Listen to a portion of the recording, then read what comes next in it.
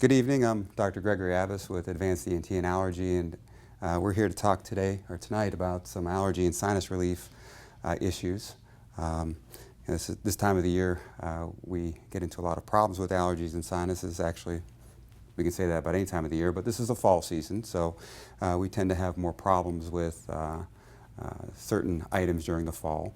So how do we reduce our risks for allergies? Well, first thing is to avoid exposure. Now, that's not the easiest thing to do. As we walk outside, we can't stop breathing the air. So, unfortunately, when you're outside, you can't really do much about it. But you can do something about your exposure by altering the time of exposure. So, the time of exposure is very important. So allergies like pollens and weeds tend to be present during the early morning hours and early afternoon.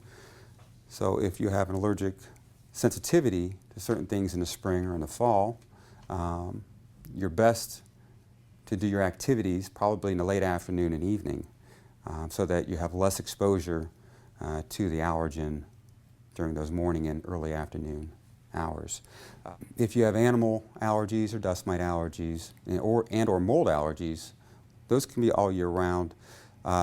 Those are more difficult to control, but you can control those in the house.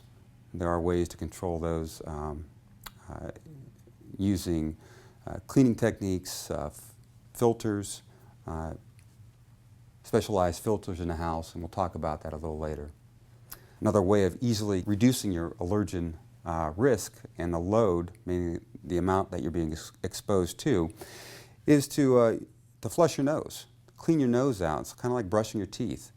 You eat all day, you brush your teeth several times a day to clean your teeth and make them, clean off the bacteria from the teeth and some of the other sugars that attach and the starches that attach to the teeth. Well, same thing with your sinuses. In your nasal cavity is that there's mucus within the nasal cavity. The mucus collects pollens, collects all these allergens, and if you have a reaction to it, that mucus is going to keep it in place, and you're going to be more likely to have a reaction to it if that mucus is not flowing. All right, and so the easiest way to get rid of some of that mucus is to flush your nose with salt water.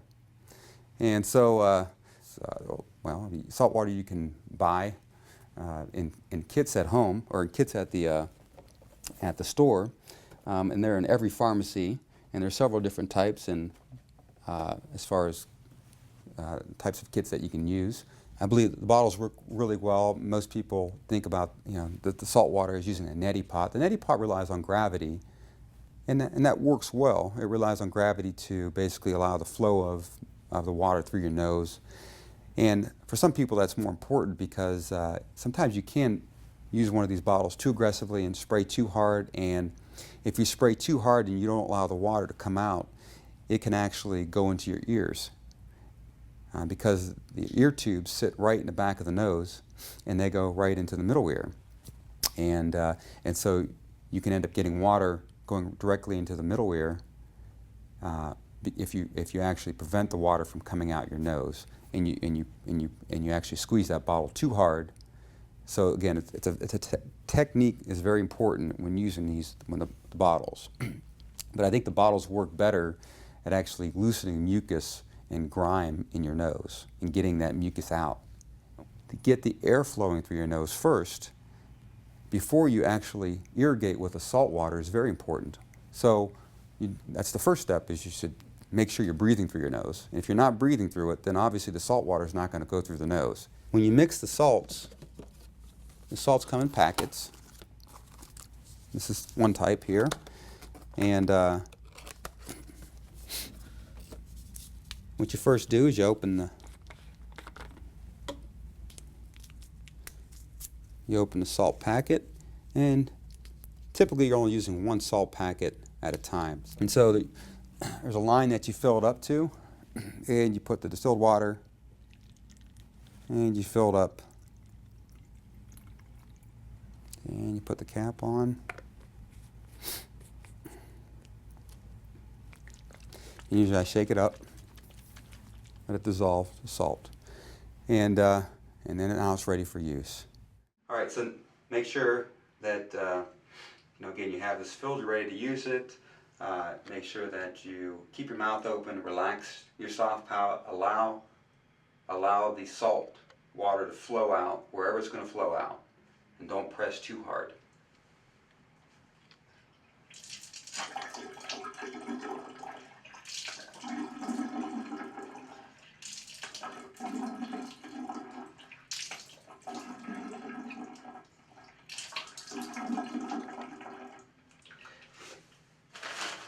And you'll have some dripping afterwards.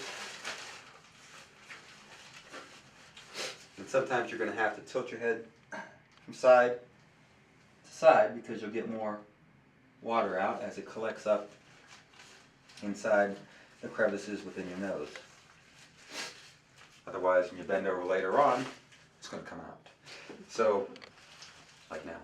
So notice what I did was I kept squeezing the bottle, and then I stopped because I introduced enough that I felt like I was getting some resistance in the pressure, and so I stopped and let it come out. And I squeezed again, and I stopped. So every time I met some resistance, I didn't keep on squeezing it because otherwise, then that's where it's going to possibly go in your eustachian tube, and you'll feel it in your ear then, and that's when you know you squeeze too hard.